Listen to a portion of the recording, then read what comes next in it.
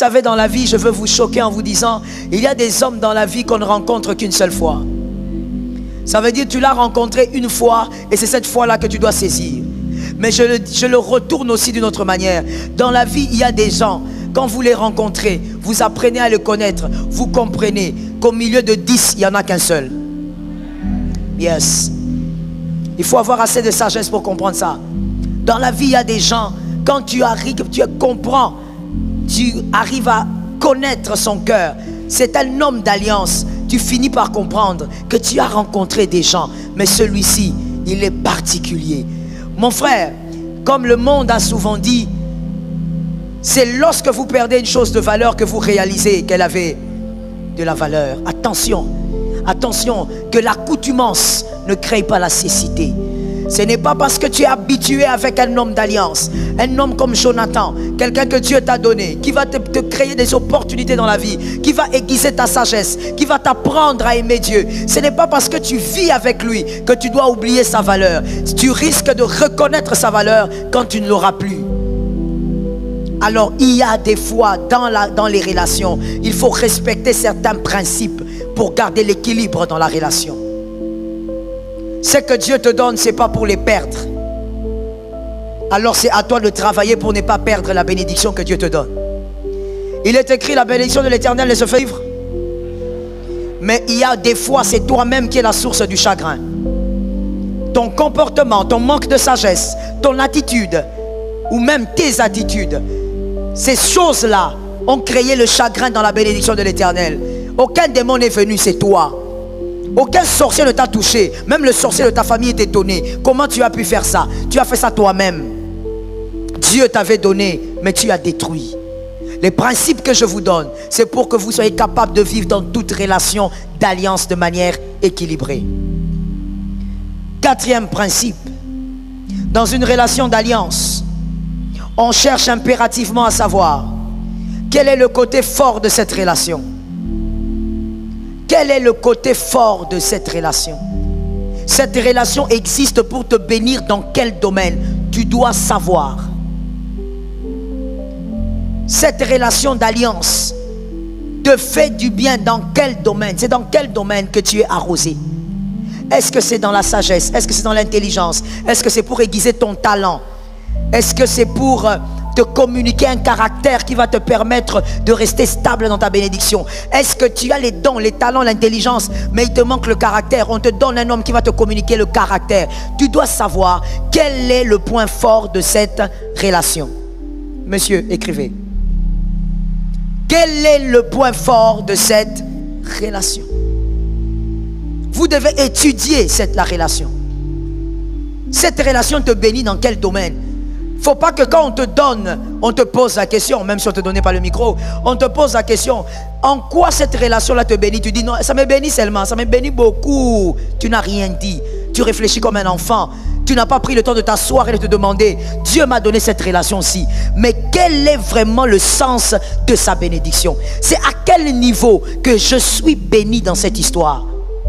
Quel est l'apport de cet homme dans ma vie? C'est dans quel domaine? Lorsque tu comprends cela, alors tu vas puiser, tu vas bénéficier et tu vas conserver. Tu vas protéger parce que tu vas comprendre en quoi cette relation te bénit. Ceci. Lorsque Dieu vous fait rencontrer des hommes, afin que Dieu priorise la position plutôt que l'argent. Dieu priorise la position. Quand Dieu te fait rencontrer quelqu'un, c'est pour qu'il t'aiguise, ou pour qu'il te positionne. Ce n'est pas d'abord pour qu'il te donne de l'argent. L'argent est éphémère. L'argent, tu peux le produire toi-même. Dans toute la Bible, lorsque vous lisez de Genèse jusqu'à aujourd'hui, vous ne trouverez pas un endroit où Dieu a connecté des hommes pour l'argent. Ça n'existe pas. Parce que Dieu sait qu'il y a plus grand que l'argent, c'est le positionnement. Le positionnement pour Dieu est plus important que l'argent. L'insensé dans une relation, surtout dans une relation d'alliance, l'insensé se focalise sur l'argent. Le sage cherche sa place. Je veux que tu m'aides et que tu dises à deux personnes: l'insensé cherche l'argent, le sage cherche la place. L'insensé va dire: je gagne combien dans cette relation? Il me donne quoi? Depuis que je le connais, il m'a déjà donné combien? Ça, c'est celui qui est insensé. Écoute-moi très bien. On peut te donner 1000 $ ce soir même après le culte. Mais ne t'en fais pas. Surtout ici au Congo. Avant le week-end, ça sera fini. Ça sera fini bien même. Et si tu es un tout petit peu fort, tu arrives avec ça jusqu'au dimanche. Et puis ça finit. Voilà pourquoi Dieu ne priorise pas l'argent. Dieu priorise la position. Parce que la position va te permettre de recevoir plus que de l'argent. Aide-moi à dire à ton âme: la position est plus grande que l'argent. Voilà pourquoi il y a quelqu'un de très intelligent dans la parole de Dieu. Voici ce qu'il a fait, on va lire. Un homme très intelligent. 1 Samuel 20, 42. 1 Samuel chapitre 20, verset 42. Voici cet homme intelligent, ce qu'il fait. Et Jonathan dit à David: va en paix maintenant, que nous avons juré l'un et l'autre au nom de l'Éternel, en disant: que l'Éternel soit à jamais entre moi et toi. Que quelqu'un dise: entre moi et toi. Entre ma postérité et ta postérité. Voici ce que Jonathan dit à David. Jonathan dit à David: maintenant on a pactisé, tu peux partir. Mais on n'a pas pactisé pour que tu me donnes de l'argent. Parce que moi, Jonathan, je suis prince. Je suis le fils de Saül. Mon père a l'argent. Toi, tu n'es rien. Toi, tu es un broussard. Moi, je suis prince. Mais je pactise avec toi parce que je sais que ce que tu es me permettra à moi et à ma postérité d'avoir une position. Ça tombe sur celui qui est intelligent. C'est comme ça que David a dit, Jonathan a dit: c'est ma postérité et ta postérité. Il est question de positionnement. Quand tu es dans une relation d'alliance, pose-toi la question: cette relation me positionne à quel niveau?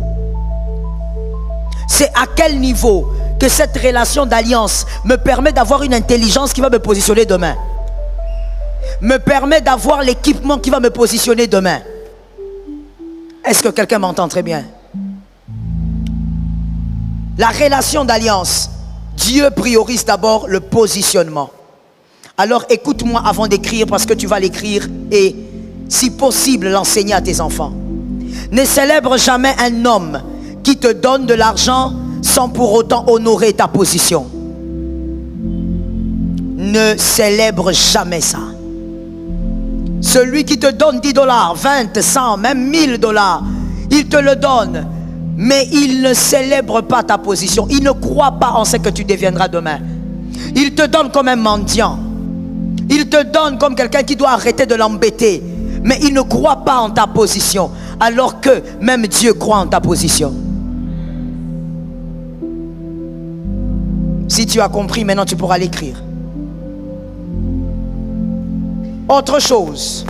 Ne prends jamais l'argent de celui qui ne croit pas en ce que tu es capable de devenir demain.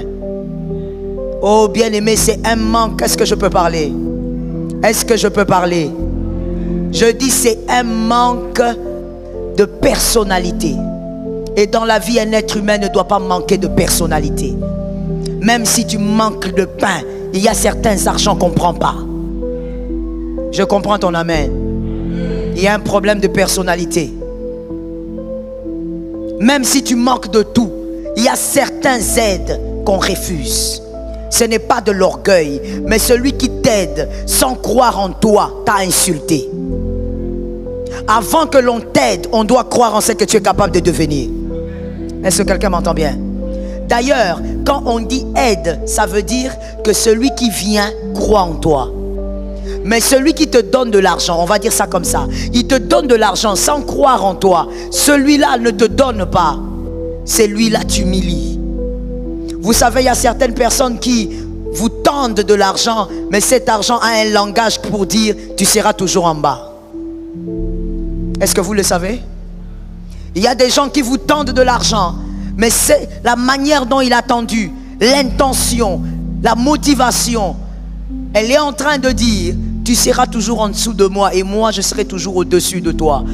Comment le savoir? C'est quelqu'un qui vous tend son bien alors qu'elle ne croit pas en vous. Il ne croit pas en vous. Avant qu'on te donne quelque chose, on doit d'abord croire en toi. Alors pour celui qui est intelligent, il a déjà conclu, alors je rentre à l'alpha. Je veux seulement dire qu'avant que quelqu'un te donne quelque chose, qu'il croie d'abord en toi. La plus grande chose qu'un homme puisse te donner, c'est de croire en toi. Celui qui a cru en toi t'a donné plus que l'argent, plus que l'or et plus que tout. Celui qui est capable de croire en toi t'a propulsé là où l'argent n'amène pas. Dis ça à un frère. Je ne t'entends pas, dis à un frère. Dis ça à celui qui est derrière toi. Dis-lui qu'il t'entende. Celui qui croit en toi t'a propulsé. Celui qui croit en toi a fait de toi ce que l'argent ne pourrait jamais faire de toi. Est-ce que quelqu'un m'entend bien? Le fait que Jonathan avait cru en David, le grand David, oh oui, je veux vous le dire, le grand et fort David, lion, l'ours, Goliath, mais celui-là, quand il a vu Jonathan croire en lui, alors que Jonathan était prince, ça donnait à David de la force. David a cru davantage en lui. Écoute-moi bien, dans une relation d'alliance, reste avec celui qui respecte ta personne, plutôt que celui qui t'humilie en te donnant son argent. Je répète ça pour celui qui dormait. Dans une relation d'alliance, honore celui qui respecte ta personne, qui croit en ce que tu es. Même s'il ne te donne rien, demain c'est toi qui donneras. D'ailleurs, il y a une mentalité que nous devons faire tomber. Nous sommes Congolais, nous sommes entre nous. S'il n'y a pas que les Congolais, alors je parle d'abord aux Congolais. Comprenons-nous bien. Il faut qu'on tue ça, surtout nous les Quinois. Où tu es dans une relation, tu ne penses qu'au fait qu'il faut qu'on te donne. C'est une mentalité de pauvreté. C'est une mentalité de médiocrité. C'est une mentalité de petitesse. Quand est-ce que toi tu donneras? Quand est-ce que tu rêveras aussi toi donner? Quand tu es là en train de dire, il doit me donner, hein. Peut-être que si je suis avec lui, peut-être que je pourrais aller en Europe. Quand est-ce qu'à cause de toi, les hommes iront aussi en Europe? Je répète la phrase parce que tu dormais.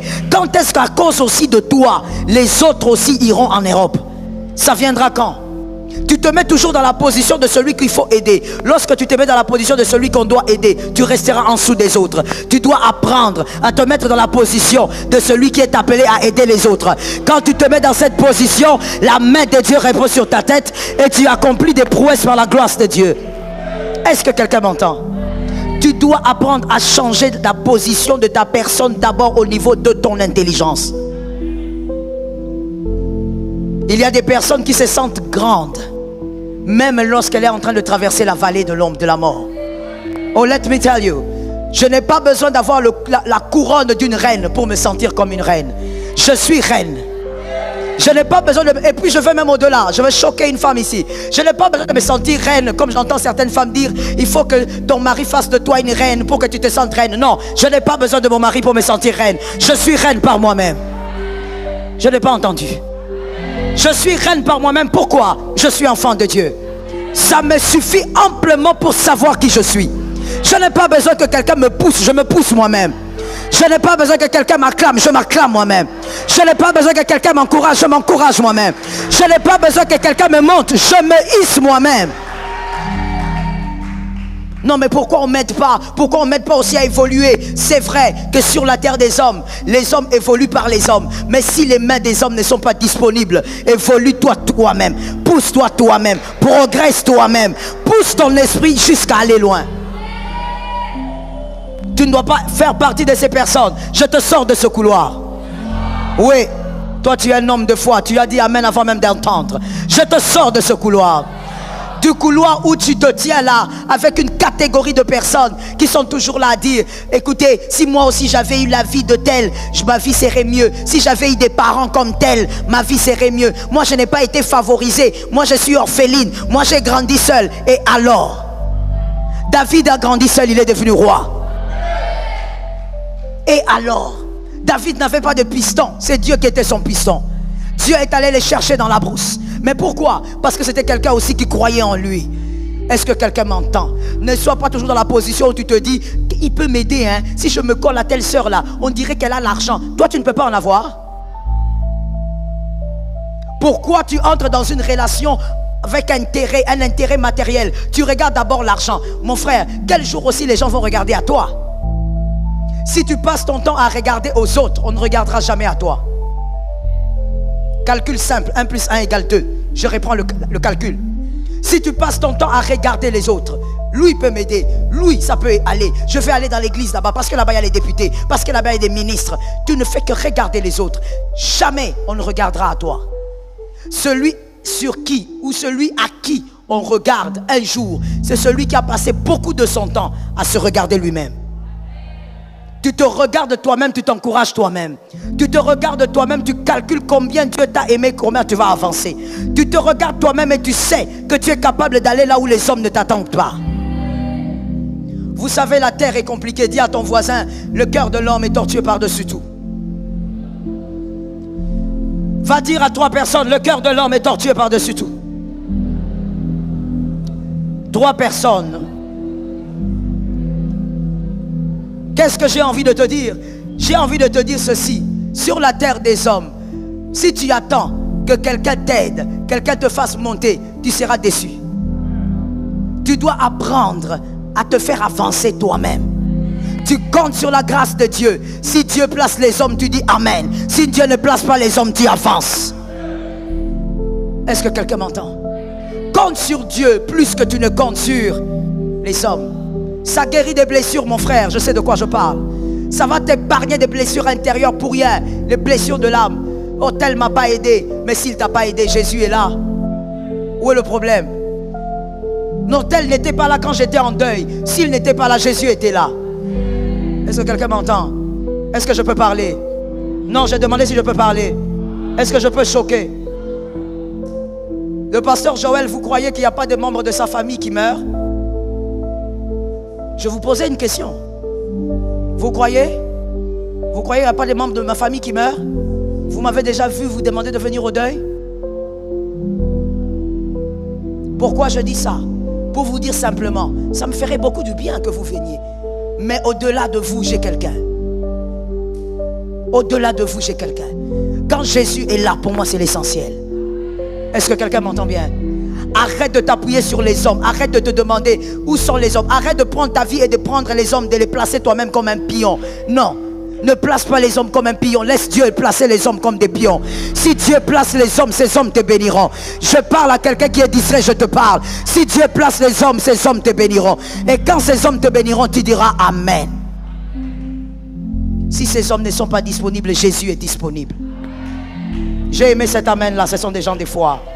Si les hommes ne sont pas là, Jésus, quand quelqu'un vient et te dit, ah mon frère, tu sais, je voulais venir à ta collation, mais vraiment, tu dis, c'est pas grave, Jésus était là. Le problème avec toi, tu as des problèmes avec tout le monde, tu t'appuies trop sur les hommes, tu t'appuies tous trop sur les gens, et tu comptes trop sur les gens. L'homme est limité. L'homme peut vouloir, mais la malaria arrive. On fait comment? L'homme peut vouloir, mais il dort mal la nuit avec plein de cauchemars. Il n'arrive pas à s'élever. La jambe fait mal. On fait comment? Tu vas condamner les hommes parce que tu comptes trop sur les hommes. Voilà pourquoi quand tu ne comptes pas trop sur les hommes et que quelqu'un te fait du bien, tu sauras dire merci. Tu comprendras qu'il n'est pas obligé. Mais s'il l'a fait, je suis reconnaissante. Guéris au nom de Jésus. Tu dois savoir cette relation te bénit. Dans quel domaine? À quel niveau cette relation te bénit? Cette relation d'alliance aiguise le plus quel aspect de ta vie? Quel aspect de ta vie est aiguisé par cette relation d'alliance? Relation de paternité, relation entre Jonathan et David. C'est à quel niveau que tu es très aiguisé par cette relation? Profite-en, le temps est court. Chaque homme, chaque femme vit avec le chrono prophétique de sa vie. Et le chrono prophétique de ta vie ne t'attend pas. Le chrono prophétique de ta vie ne fonctionne pas selon l'horloge que vous avez ici. Le chrono prophétique de ta vie, lorsqu'il arrive le temps pour que tu puisses entrer dans une saison, elle te fait entrer, même quand tu n'es pas prêt. Et c'est toi qui vas perdre dans cette saison.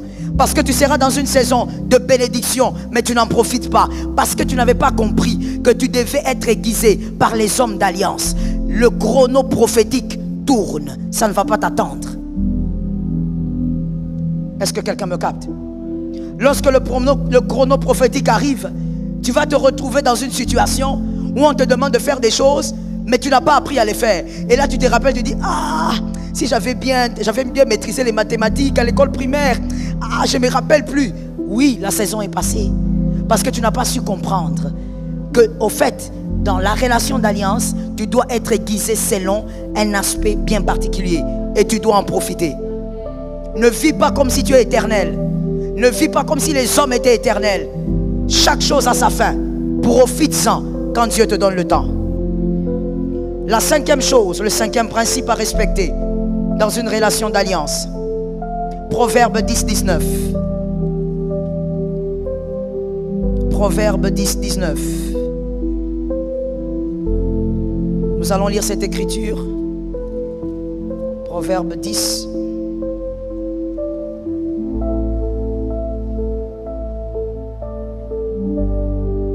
Il est écrit dans ma version, celui qui parle beaucoup ne manque pas de péché, mais celui qui retient ses lèvres est un homme prudent. Que quelqu'un me dise la prudence. Le cinquième principe à observer dans une relation d'alliance, c'est la discrétion. La discrétion. Quand tu es dans une relation d'alliance, tu dois apprendre à conserver les informations que tu emmagasines dans cette relation. La discrétion. La Bible est claire. Elle dit que celui qui parle beaucoup ne manque pas de péché. Même ce que tu ne voulais pas dire, tu vas dire parce que tu parles. La discrétion. Et la Bible dit, celui qui décide d'être discret est prudent. Pourquoi il est prudent? Premièrement, parce que personne n'aime une relation non sécurisée. Personne. Aucune personne n'aime une relation mal sécurisée ou non sécurisée. C'est-à-dire, je me dis, si je suis avec lui, il faut que je fasse attention à quoi j'ai dit. Parce que ce que j'ai dit le soir, ça peut arriver à limiter. Personne n'aime ce genre de relation. Tout le monde aime se sentir sécurisé dans une relation. Alors, à cause de ton indiscrétion, il y a des personnes incroyables que tu risques de perdre. Ou même, il y a des personnes extraordinaires qui ne vont pas s'approcher près de toi parce qu'elles ont peur de ne pas être sécurisées dans leur relation. La discrétion. Je crois que je te l'ai déjà dit ici, ou bien je l'avais dit aux femmes d'excellence, je ne m'en rappelle plus. Un être humain, un être équilibré doit savoir où est-ce qu'il dépose ses poubelles. Les poubelles dont je parle dans les relations humaines, ce sont certaines choses qui concernent votre vie. Vous devez savoir où vous les déposez. C'est-à-dire, si aujourd'hui, je parle de mon passé à mon frère et que je l'entends demain chez l'autre, je dois être sûr que la seule personne qui savait, c'est celle-là. Je gère mes poubelles.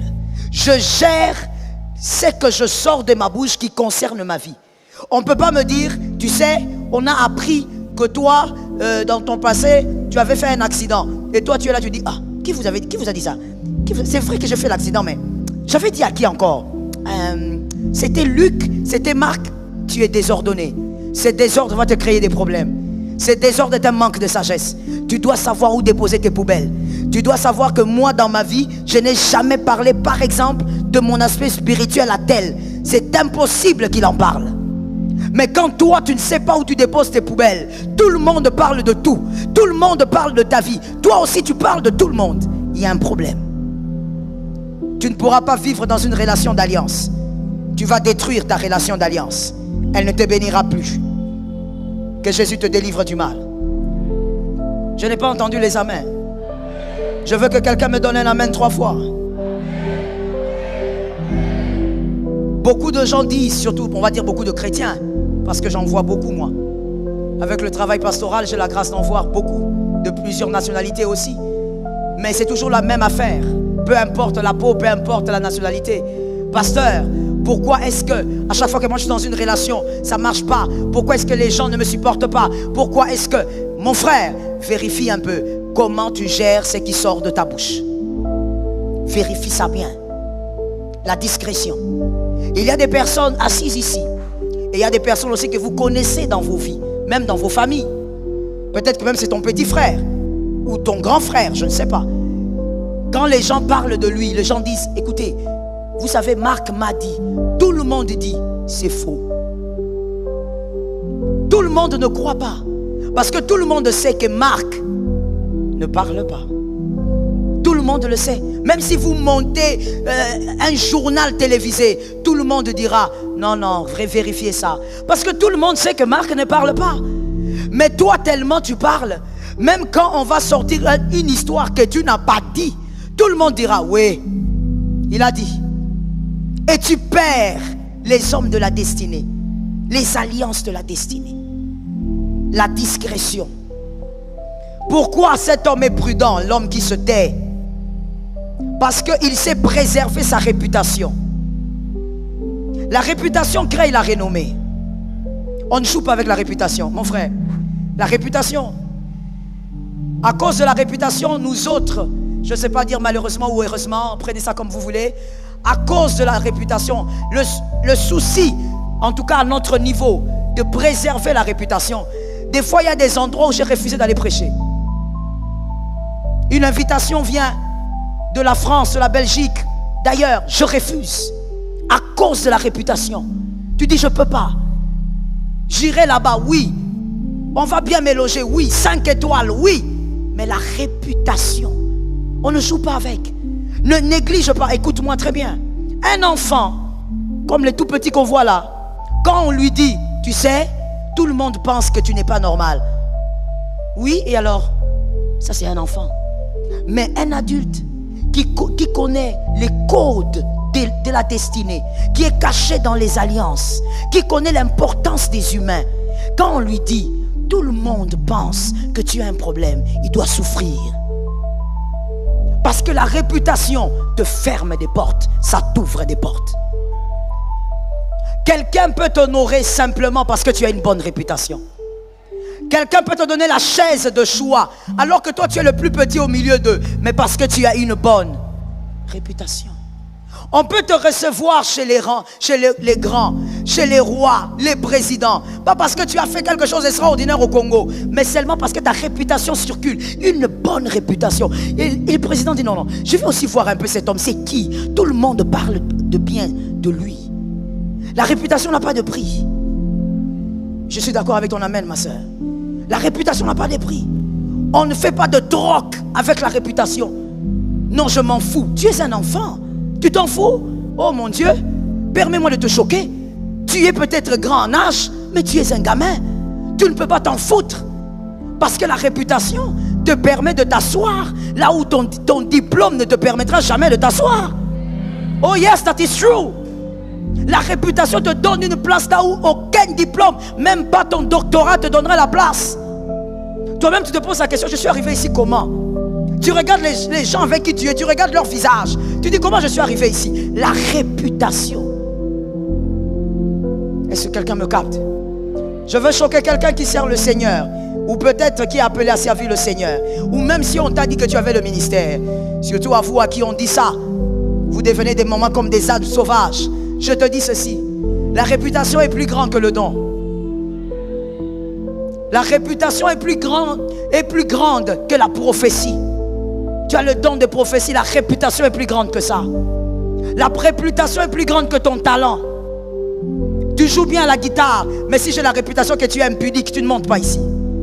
Peu importe là où tu joues, même si tu as joué à Bercy.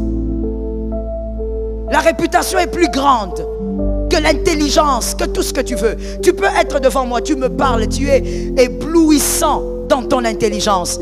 Mais je veux poser la question, il est qui? Il vient d'où? Il prie où? Qui le connaît? Parce que je veux connaître quelle est ta réputation. Mon frère, laisse-moi le dire maintenant de manière brute. Ta bouche va te tuer. J'ai entendu 2 amens. Mon frère, tu sais ce que moi je dis quand je prêche? Même si tu as mal, parce qu'on parle de toi, il faut dire amen. Parce que l'église est le lieu de la guérison. La bouche va te tuer. La bouche va éloigner les personnes essentielles de ta vie. Mon frère, écoute, dans la vie, on ne parle pas de tout. J'ai besoin des amens. Oui, là-bas vraiment tu vas donner amen. Dans la vie, on ne parle pas de tout. Deuxièmement, dans la vie, on n'est pas toujours obligé de parler. On ne t'a pas mis un couteau au dos pour que tu parles. Tu n'es pas obligé. Tu peux être là, une causerie s'élance, tu regardes. Tu as fini de regarder et tu pars. Dans la vie, tu n'es pas obligé de connaître tout sur tout le monde. Concentre-toi sur toi-même un peu. Tu as trop de problèmes dans ta propre vie là. Ta vie, c'est plus qu'une bibliothèque de problèmes. Pourquoi tu te concentres sur les gens? Focalise-toi un peu sur toi. Dans la vie, on n'a pas besoin aussi de connaître tout le monde. Oh yes. Tu n'as pas besoin de connaître tout le monde. Oh non, j'ai remarqué que y a un nouveau frère dans les quartiers. Où est ton problème? Tu veux quoi? Oh non, les nouveaux tontons là qui est en train dans les quartiers là qui portent des lunettes. Tu veux quoi? Tu veux, qu'est-ce que tu cherches à savoir? Celui qui se concentre sur sa vie n'a pas le temps pour les autres. Ah, je te dis, dépassé par les événements. Tellement que tu te concentres sur ta vie. Si tu es parent, c'est encore pire. Parce que derrière toi, il y a les enfants. Les enfants te traumatisent à gauche et à droite. Aujourd'hui, j'étais en train d'organiser certaines choses à l'Assemblée de la Cité Verte. Pendant que j'organise, le téléphone sonne. Je dis, bon, je réponds après. Ça dérange. Je vois que ce sont les enfants, je prends. C'est l'une des filles qui prend. Maman, je voulais te dire ceci. Et c'est urgent. Ok, écoute-moi d'abord. Elle parle. Pendant qu'elle a parlé, je n'ai pas vu l'urgence.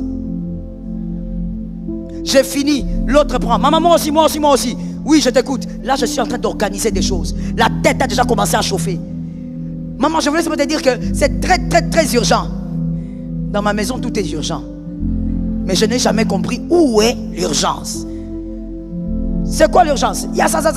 Tu n'as pas vu l'urgence. D'accord, on va régler ça plus tard. Laissez-moi terminer, d'accord? L'autre aussi vient. Maman, attends, si tu ne m'écoutes pas, il y aura une guerre. Je vous assure, hein, ce sont les termes qu'ils utilisent. Il y aura une guerre ici. C'est quoi? Maman, tu sais, d'accord, je n'ai pas écouté l'urgence. Je coupe. Après 15 minutes, maintenant c'est lui-même le chef des familles. J'ai un problème. C'est comme ça qu'il commence. J'ai un problème. Je dis, ok, c'est quoi le problème? Mais quand on va parler aussi, le problème, il n'y a pas. Dis, mais papa, il n'y a pas de problème là-bas. Il n'y a pas de problème. D'accord? C'est comme tu vois. Là, tu es en train de gérer d'autres choses. Mon frère, maintenant dis-moi, avec ces genres de tableaux, est-ce que moi j'ai le temps pour savoir si ton papa va bien? Si ton papa va bien, c'est toi qui vas me dire. Parce que je suis ton pasteur. Mais si tu ne me dis pas, vraiment, est-ce que j'ai le temps de savoir si ton ex t'avait appelé? Lorsque tu es focalisé sur ta vie, tu vas constater que tu as beaucoup de problèmes. Ne perds pas ton énergie à te concentrer sur la vie d'un autre. Est-ce que quelqu'un m'entend bien? Est-ce que quelqu'un m'a bien entendu? Laisse-moi ouvrir une parenthèse, une brèche pour les parents. Parents, s'il vous plaît, apprenez à vos enfants à garder leur langue. La plupart d'indiscrétions que nous vivons au milieu des hommes et des femmes, cela vient aussi de la famille. On a raté de faire quelque chose là-bas quand tu étais petit. Apprends à tes enfants à être discrets. Quand ils viennent, maman, tu sais, tel a fait, dis la personne là n'est pas ici, ne parle pas. Apprends à tes enfants que garder la langue préserve la réputation. Que Jésus te soutienne. Vous savez, quand j'entends moins d'amen, je comprends que l'Éternel est en train de guérir plusieurs. Que Jésus te guérisse. Celui qui est prudent, parce que la Bible dit, celui qui garde sa langue est prudent. La troisième raison, c'est qu'il est prudent parce qu'il évite la malédiction. Oh, je vais te dire, mon frère, c'est une réalité spirituelle des fois que nous ignorons. Lorsque mon frère ici me dit quelque chose, et je préfère aller au plus haut niveau pour que tu comprennes la gravité. Lorsque mon frère, vous appelez comment s'il vous plaît, votre prénom? Chris. Lorsque Chris vient, il dit, je veux voir le pasteur. Il me dit des choses sur sa vie, des choses intimes, parce que je suis son pasteur. Il peut m'en parler. Il considère qu'il est en train de parler à une boîte noire qui ne parlera pas. Il va juste prier pour moi. Ou elle va prier pour moi.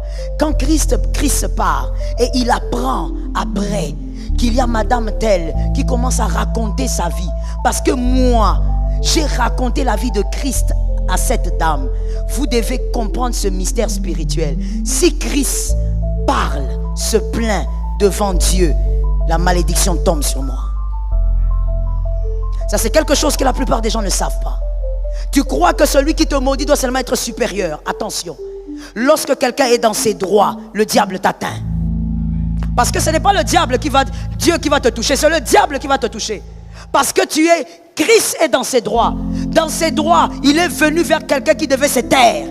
Mais la personne a raconté. Si Christ se met dans sa chambre, commence à couler les larmes, il dit: Seigneur, moi je suis parti, je croyais que c'était un pasteur, mais regarde, aujourd'hui on parle de mon avortement dans toute l'église, dans tous les quartiers. Ne t'en fais pas, la malédiction va t'atteindre. Le diable va toucher à toi. Tu ne vas pas comprendre pourquoi ta vie ne fonctionne pas bien. Toi, tu n'as que des miettes. Il y a des choses qui ne t'arrivent pas. Les témoignages que d'autres gens donnent ici avec joie, toi, tu les écoutes seulement de loin, ça ne t'arrive jamais. Parce qu'il y a des gens qui pleurent en ton nom. Il y a des gens qui pleurent en ton nom. J'ai donné l'exemple pastoral pour te montrer, parce que c'est le niveau le plus élevé. Maintenant, imagine quand c'est seulement entre amis, quand c'est entre frères, quand c'est dans le quartier, quelqu'un t'a fait confiance, il est venu te parler et il écoute son histoire ailleurs. Si cette personne parle en pleurant, ou même cette personne regrette et présente Dieu dans l'affaire, mon frère, la malédiction est sur toi. Fais attention. Il y a des choses que tu banalises qui accumulent la malédiction dans ta vie, qui t'entourent de malédictions. Les autres sont entourés des anges, mais toi tu es entouré de malédictions. Les mauvaises paroles te poursuivent. Quelqu'un va te promettre: en tout cas demain on va faire cette affaire là, en tout cas tu es l'homme qu'il faut. Demain arrive, rien. Après demain, rien. Août passe, après août c'est. Après, ensuite l'année est finie, on t'avait promis, il n'y a rien. Tu es entouré de paroles de malédiction. Les gens se plaignent en ton nom. Mon frère, sois délivré. Refuse toutes sortes de malédictions. Refuse toutes sortes de présences maléfiques autour de toi. Mon frère, quand quelqu'un vient te parler de lui, il t'a fait confiance. Fais croître la confiance. Écoute-moi et enseigne-la à tes enfants si possible. La confiance est la seule chose qui fait grandir l'amour dans la paix. La confiance. La confiance est la seule chose qui fait grandir l'amour dans la paix. L'amour va croître parce que on te fait confiance. Lorsqu'on ne te fait pas confiance, même si tu te forces pour qu'on t'aime, ça sera toujours un problème. Est-ce que quelqu'un peut m'écouter? Quelqu'un peut m'entendre? Tu as écrit, maintenant écoute-moi s'il te plaît. C'est important que tu comprennes et tu vas encore écrire ça si tu veux. On peut aimer sans faire confiance. Il est possible d'aimer quelqu'un à qui on ne fait pas confiance. On lui a donné juste des miettes de confiance. Des miettes. Mais on ne lui fait pas confiance. Il est possible de vivre dans une relation d'amour sans confiance. Mais il est impossible de faire confiance sans amour. Impossible. Là où il y a la confiance, il y a l'amour. Si tu veux savoir si quelqu'un t'aime, ne lui demande pas: tu m'aimes, tu m'aimes. Comme vous les jeunes filles ici. C'est votre fort. Depuis que tu as commencé, tu m'aimes, tu m'aimes. Tu es sûr. Donc, ma soeur, donne-moi un amen. Ma soeur, qu'est-ce qui se passe dans ton esprit? Ça veut dire que tu es dans le bodéisme au point de croire que si tu demandes à un gars, tu m'aimes, il va te dire non, je t'aime pas. Tu as déjà vu ça quelque part? Alors pourquoi tu poses des questions inutiles comme ça? Est-ce que tu es sûr que tu m'aimes? Tu n'as pas besoin de demander si quelqu'un t'aime. Voici, je vais t'aider. Que tu sois marié ou célibataire. Mais si tu remarques quelque chose de bizarre en tant que marié, ne m'accuse pas. Moi, je présente seulement la sagesse. Pour savoir que quelqu'un t'aime, que ce soit dans le mariage, que ce soit une relation d'alliance, ne te fie pas trop aux cadeaux. Parce qu'on peut offrir des choses sans aimer. Je veux même te choquer, et ça c'est pour les intelligents. La haine peut même produire des présents. La haine. Quelqu'un qui ne t'aime pas, mais sa haine lui pousse à te donner des cadeaux. Pourquoi? Il est en train de poursuivre un objectif. Ne te fie jamais aux cadeaux. Tu vois, les preuves d'amour, ce n'est pas suffisant de dire ça. Quelqu'un peut te prouver par des cadeaux, par sa présence. Oh, je veux maintenant parler de la présence. Je vais parler des cadeaux, je parle de la présence. La présence n'est pas forcément une preuve d'amour. Parce que Judas était là.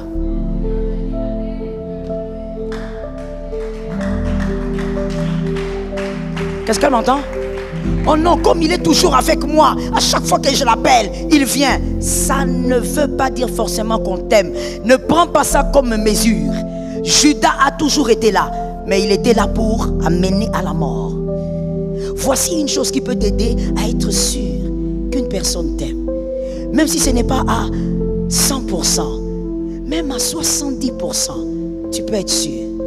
La confiance. Regarde dans toutes tes relations d'alliance à quel niveau la personne te fait confiance. C'est à ce niveau-là qu'elle t'aime. Ça ne trompe pas. La confiance. Celui qui ne te fait pas confiance, même s'il fait semblant, le fond, il ne t'aime. Ou alors, il t'aime, mais moins. Est-ce que quelqu'un m'entend? Il t'aime, mais avec la taille de David. Par rapport à Goliath, David était petit.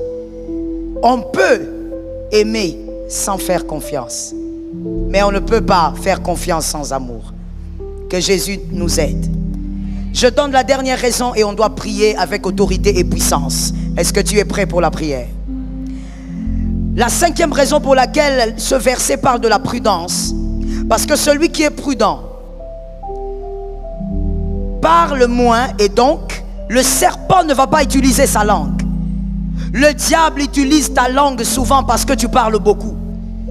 Le diable passe par toi pour détruire les autres parce que tu parles.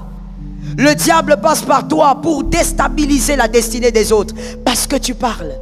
Le diable n'a même plus besoin de ses démons. Quand il te regarde, il dit: oh, voilà mon fidèle ami. Fidèle serviteur du diable. Il n'envoie même plus les démons parce que toi tu es là déjà disposé. Le serpent commence à utiliser ta langue pour détruire les vies des gens. Vous savez, j'ai traité un problème il y a... On est jeudi aujourd'hui. J'ai traité le problème, je crois que c'était mardi. Mardi. C'est quel jour que j'ai atterri? Mardi? Mardi. Parce que c'était quand je faisais escale sur Paris pour Kinshasa. Et donc, j'ai réglé le problème d'une dame. La dame, elle était plus qu'énervée. Elle dit: moi je dois quitter mon mari, c'est pas possible. Moi je lui ai dit: mais il faut te parler dans quelle langue pour que tu comprennes que au fait tu as été manipulé par la langue du serpent et que le serpent veut te détruire au travers ta copine. En bref, pourquoi elle veut quitter son mari? Parce que sa copine est venue lui dire: ma chère, j'ai fouiné. Que quelqu'un me dise: j'ai fouiné. Elle est mariée depuis 6 ans, hein, s'il vous plaît. Peut-être c'est important de préciser, comme ça tu peux avoir un tableau complet. 6 ans de mariage, c'est pas le copinage. Mariée, légalement. Sa copine vient après 6 ans de mariage, lui dit: j'ai fouiné. J'ai découvert. Ton mari, est-ce que tu sais qu'il était sorti avec elle? Maintenant, il y a pire que ça. Il est sorti avec tel autre. Parce qu'apparemment, en Belgique, dans un certain quartier, il y a certains Congolais qui se connaissent un peu. C'est comme si tout le monde connaît tout le monde, quoi. Alors il dit: tu sais, il était sorti assis avec tel, tu sais. Alors il dit: ah bon, avec elle aussi? Oui, mais il y a pire. C'est quand il est sorti avec elle, il avait même avorté. L'histoire que la copine raconte, il y a plus de 6 ans. Et elle se fâche. Pourquoi il ne m'avait pas dit qu'il était sorti avec elle et qu'ils avaient... Tu es là en train de dire: ah, mais peut-être que toi tu aurais fait pire. Vous savez pourquoi je vous raconte ça? Pour 2 raisons. Premièrement, cette femme veut divorcer à cause de la confiance qu'elle a en qui? Sa copine. C'est d'abord la confiance. C'est pas d'abord l'histoire. C'est la confiance que tu as envers quelqu'un qui crée les émotions en toi, qui crée les sentiments. C'est d'abord la confiance à la copine. Et ensuite, maintenant elle dit, pourquoi il ne m'avait pas raconté qu'il avait avorté avec cette fille-là? Pourquoi? 6 ans de mariage. Ma soeur, c'est qu'on ne t'a pas raconté il y a près de 6 ans. Laisse ça là où ça se trouve. C'est la même chose pour les frères qui sont là. C'est qu'on ne t'a pas raconté. Aujourd'hui, tu as 8 ans de mariage, tu as 10 ans. On ne t'a pas raconté ça. Laisse ça là où ça se trouve. Est-ce que quelqu'un m'entend? Il y a un écrivain qui a dit, ne va pas appeler le fantôme qui était assis. Tu risques de ne pas le supporter. Quand quelque chose est dans le passé, laisse ça dans le passé. Comment toi tu peux être si insensé au point d'écouter ta copine jusqu'au point de détruire ce que Dieu t'a donné? Le serpent est passé par la copine et toi tu reçois. Je veux dire à quelqu'un une chose. Lorsque Dieu te bénit par une relation ou par quoi que ce soit, le premier garant de la chose c'est toi-même. Protège la chose par la grâce de Dieu. Est-ce que quelqu'un m'entend bien? Que le diable n'utilise pas ta langue pour détruire ton frère, au nom de Jésus. Que le diable n'utilise pas ta langue pour détruire ta famille, ta propre famille. Tu commences à raconter les choses. Vous savez, il y a des personnes, on les appelle des calomniateurs, mais moi je préfère qu'on les nomme comme on les nomme chez nous à Kinshasa. Oui, c'est le bon mot. Ça veut dire que ça sonne bien. C'est comme une bonne nourriture préparée. Songi. C'est lui qui a Isaïsaou. Il a sorti ça comment? Songi, songi. Je crois qu'il a pensé à la bouche pointue. Parce que celui qui parle beaucoup aura toujours la bouche. Songi, songi. Il y a des gens, vous savez, qui sont tellement songueurs. N'est-ce pas? Le songuerisme. Ils sont tellement songueurs que même dans la famille, je dis sa propre famille, hein, pas la famille de quelqu'un d'autre. Dans sa propre famille, on se plaint. Quand il arrive, tout le monde. Aïe, aïe, aïe. J'ai menti? Ils sont même ici, hein. Même tes propres frères ont peur de toi. Ça veut dire que quand toi tu viens, hé, comment ça va? Oh, vous parlez de quoi? Oh, rien. On parlait de Tshisekedi. Même ses propres neveux, hein, les enfants de ses frères, les petits-enfants. Le tonton qui parle beaucoup est venu. On te connaît. Ta propre famille, le diable utilise ta langue. Tu détruis ta famille. Tu vas chez la cousine et tu parles. Tu vas chez l'oncle et tu parles. Tu prends, mon Dieu, sors de l'abomination. Il y a même des gens, songuerisme. Il prend l'affaire de l'oncle, le foyer de ton oncle. Tu vas parler des foyers de ton oncle. C'est quel niveau? Et tu amènes ça chez une autre cousine. Tu sais, mon oncle là-bas, sa femme l'a tapé. Où est ton problème? Si sa femme le tape, si sa femme l'a tapé, c'est leur amour. Laisse-lui là-bas. Moi, il y a quelque chose que je ne comprends pas. Est-ce que je peux parler? Cette vidéo, Daddy ne doit pas voir ça. Moi, je me pose une question. Les gens s'affolent quand une femme tape un homme. Pourquoi? Quand un homme tape la femme, les gens disent pili pili yani. Des bizarreries et des sottises du genre pili pili ya. Des fois même on tape la femme, tout le monde dit ah, elle avait fait quoi? Elle avait fait, ça c'est l'Africain. Oh, ça c'est typique aux Africains. Tu vois une femme gonflée, hein, mais tout le monde dit, des fois même sur les réseaux, elle avait fait quelque chose. Qu'est-ce qu'elle avait fait? Ah bon? Quelle bassesse! Quoi qu'une personne ait fait, personne ne mérite d'être tapé. Ce n'est pas l'enfant de cet homme, c'est sa femme. Même les enfants, on ne les tape pas. Mais quand on dit seulement la femme là tape son mari. Esprit de Jézabel. Non mon frère, ce n'est pas l'esprit de Jézabel. Osanayo m'a cité. C'est ça le problème. Comment tu peux colporter les choses même dans la famille? Même la famille est mal à l'aise quand toi tu viens. Quand on se met, on cite ton nom. C'est toi qui nous avais dit. C'est toi. Tu n'as pas besoin de ça. Que le serpent ne t'utilise pas au nom de Jésus. Est-ce que je peux prophétiser sur quelqu'un? Que le serpent ne t'utilise pas dans ta famille. Non, je disais que j'étais en train de prophétiser. Que le serpent ne t'utilise pas dans ta famille. Que le serpent ne t'utilise pas dans l'église, qu'il ne t'utilise pas dans ton travail, qu'il ne t'utilise pas à l'université, que le serpent n'utilise pas ta langue. Je refuse la sémence du serpent. Que le serpent ne touche pas à tes enfants. Que le serpent ne touche pas à ta santé. Que le serpent ne touche pas à tout ce qui t'appartient. Quelqu'un lève la main droite et répète après moi: la sémence du serpent ne me détruira pas. Je me lève contre elle. Dans ma vie, dans ma famille, dans tout ce que je fais, la sémence du serpent est renversée. Au nom de Jésus,